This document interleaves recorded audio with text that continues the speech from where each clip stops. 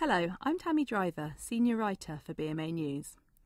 Paul Flynn was recently elected as Chair of the BMA Consultants Committee. I spoke to him about how he first became involved in medico politics. Well, I think it was when I was a junior doctor, and that was in the time of 100-hour weeks and long weekends working through from Friday morning to Monday evening. And it was in a desire to make something happen, that the New Deal was coming in, and it needed quite a push to get that to happen in a lot of hospitals. I found myself getting involved from that point of view in the Northern Junior Doctors Committee. I ended up chairing it and found myself on BMA Council, and eventually was involved with negotiating the Junior Doctors contract in 1999, and it sort of carried on from there. Dr. Flynn tells me how he was first introduced to union politics by his father.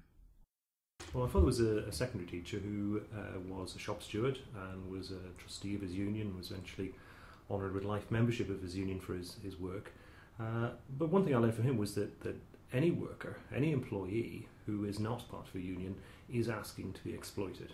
And sadly, he's been proved right time and time again in my experience, and so I think it's very important that all employees, doctors, consultants, all of them need to have a union that's capable of representing them and standing up for them and protecting them when they're threatened. Now, as consultants leader, he hopes to make sure that all members get their voices heard. I think my role as chairman of the committee is to make sure that the policy of the committee gets properly formulated, that everybody has a chance to participate in it, and that then that is made to happen as far as we can. And what I want to do is to try to make sure that all members of the committee have a chance to participate in the decision making, that they all feel involved in the work that we're doing, and I want local representatives and members at large to feel that we are listening to what they're saying, that we are acting on the things that are priorities for them, and that they feel that they have a union that they can be proud of. Changes to pensions and employers moving away from national terms and conditions are some of the major issues facing doctors. There's no doubt that a lot of our members still have very strong feelings about the changes that are being made to the pension scheme.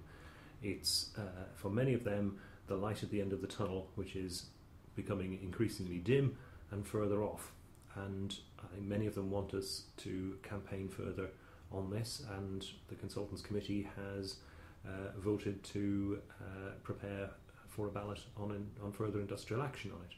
So I think that's going to take up a lot of our time. But there are lots of other threats to doctors' terms and conditions of service. There are a lot of employers who are trying to move away from national terms and conditions, and our members want us to fight for those and keep them where we can. In many ways, Dr. Flynn believes life is getting harder for consultants. There's definitely a feeling from consultants that things are not as good as they were for doctors. The reason for that is probably that there have been, it's just been one thing after another for us, in that we had the pay freeze for our pay a year earlier than the rest of the NHS, and prior to that we had several below inflation pay awards, so that our pay is now back to where it was before we negotiated our new contract back in 2003. On top of that then, we're being asked to work more on social hours. We're having to take a greater burden of patient care. All the while, medical care is getting more complex, more difficult, and now on top of all that, there is the pension at the end of the day isn't quite what it was going to be. So yes, there's a feeling that there's been just a series of assaults on doctors, on consultants, and I think most of us would feel that it is getting worse for us. So what message does Dr. Flynn hope to convey as Consultants Committee Chair? Well, I think put simply it would be that enough is enough. There is only so far that you can continue to push doctors and consultants in particular before you're going to affect the sense of motivation and morale that they have.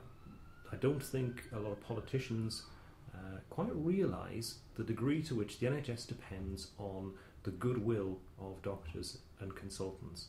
That we put in extra hours all that the work on steadily improving and assuring the quality of care that is crucial to the NHS continuing to improve, a lot of that is done by people in their own time.